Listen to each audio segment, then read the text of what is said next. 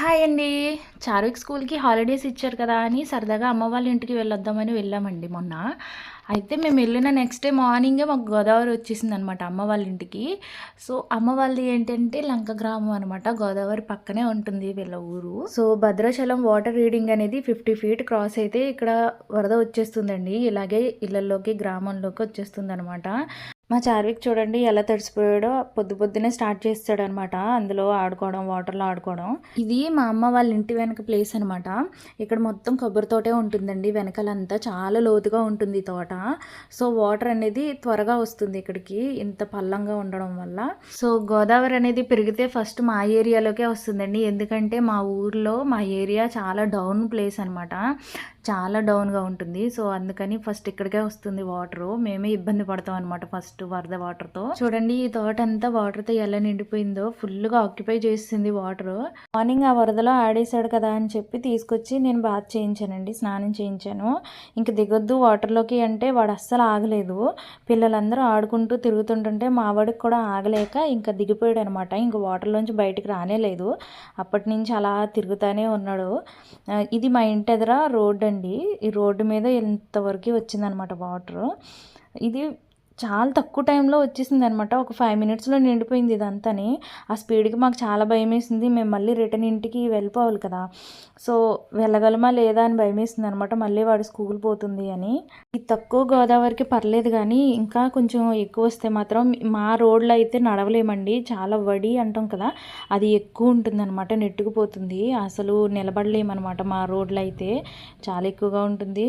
బయటికి వెళ్ళడానికి కూడా చాలా ఇబ్బంది. అండ్ తినడానికి సరుకులు తెచ్చుకోవడానికి కూడా ఇబ్బంది పడాల్సొస్తుంది ఆ టైంలో.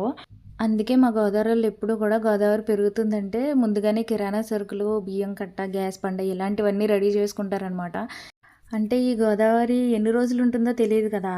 అండ్ ఎంతవరకు పెరుగుతుందో కూడా తెలీదు కాబట్టి ఇవన్నీ రెడీ చేసి పెట్టుకుంటామండి. సరే ఊర్లో ఇలా ఉంది కదా! గోదావరి గొడ్డుకెళ్తే అక్కడ ఎలా ఉంటుందో చూద్దామనేసి చార్విక్ నేను వచ్చామనమాట.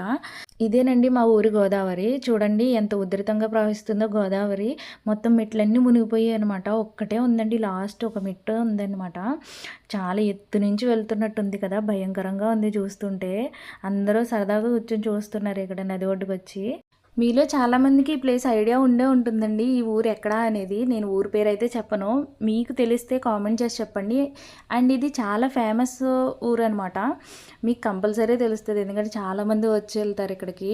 ఎవ్రీ సాటర్డే ఇక్కడ చాలామంది ఉంటారు. ఖాళీ ఉండదస్సలు. సో, హింట్ ఇచ్చాను కాబట్టి కామెంట్ చేసి చెప్పండి. ఇక మేమైతే భోజనం చేసి కంగారుగా బయలుదేరిపోయామండి. ఇంక పెరిగిపోతుంది కదా అని. ఇక్కడి నుంచి మా ఊరు వెళ్ళడానికి మెయిన్ రోడ్ ఉంది. కానీ అక్కడ వడి ఎక్కువ ఉంటుందండి. సో, అటు రోడ్ అనేది క్లోజ్ చేశారంట. అటు చాలా ఇన్సిడెన్సెస్ జరిగాయి. సో, అది క్లోజ్ చేసేశారు. ఇటు వేరే షార్ట్‌కట్ ఏటుగట్టు రూట్ ఉంటే అటు వెళ్తున్నామనమాట. చూడండి వెళ్ళే దారిలో ఎంత వరద ఉందో. చాలా ఫ్లోటింగ్ ఉంది ఇక్కడ. డ్రైవ్ చేయడం కొంచెం కష్టంగానే అనిపించింది. ఆఫ్టర్‌నూన్ పర్లేదు గానీ, ఈవినింగ్‌కి ఇంకా ఎక్కువవుతుందండి. ఇలా బళ్ళు కూడా యెళ్ళడం కష్టమైపోతుందనమాట. బండి కూడా యెళ్ళకపోతే ఇంకా నడిచే వెళ్ళాలండి అంత దూరం. ఏటిగట్టు వరకు కూడా నడిచే యెళ్ళాలనమాట. చాలా ఇబ్బందయిపోతుంది రాకపోకలకైతే. ఇప్పుడైతే పర్లేదండి. రోడ్లు ఇంకా హైట్ చేశారు. దానివల్ల మాకు కొంచెం ఈజీ అనిపిచ్చింది. చూడండి ఈ అరటి తోటంతా మునిగిపోయింది. ఏటిగట్టు ఇవతలంతా వాటరే ఉంటుందండి ఫుల్లుగాని. ఇంకా ఎక్కడా కూడా వాటర్ లేకుండా ఉండదు. మొత్తం ప్లేస్ అంతా వాటర్‌తో నిండిపోయి ఉంటుంది వరద నీటితో.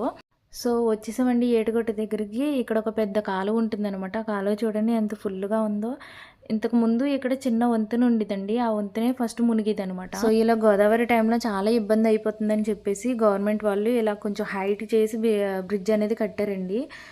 సో, ఈ ఇయర్ చాలా సింపుల్‌గా ఉంది. ఈజీగా ఉంది మాకు బయటికి వెళ్ళి రాడానికి. అంతకుముందయితే క్లోజ్డ్ అనమాట. ఎటూ వెళ్ళకుండా ఉండేది. దారి ఉండేది కాదు అసలు. చాలా ఇబ్బంది పడేవాళ్ళం. పని చేసుకునే వాళ్ళకైతే ఇంకా రోజు గడిచేది కాదనమాట. సో, మొత్తానికైతే బయట పడిపోయామండి మేము. సేఫ్‌గానే వచ్చేసాం. ఈ వీడియో గనక మీకు నచ్చితే ప్లీజ్ ఒక లైక్ చేయండి. Thank you so much.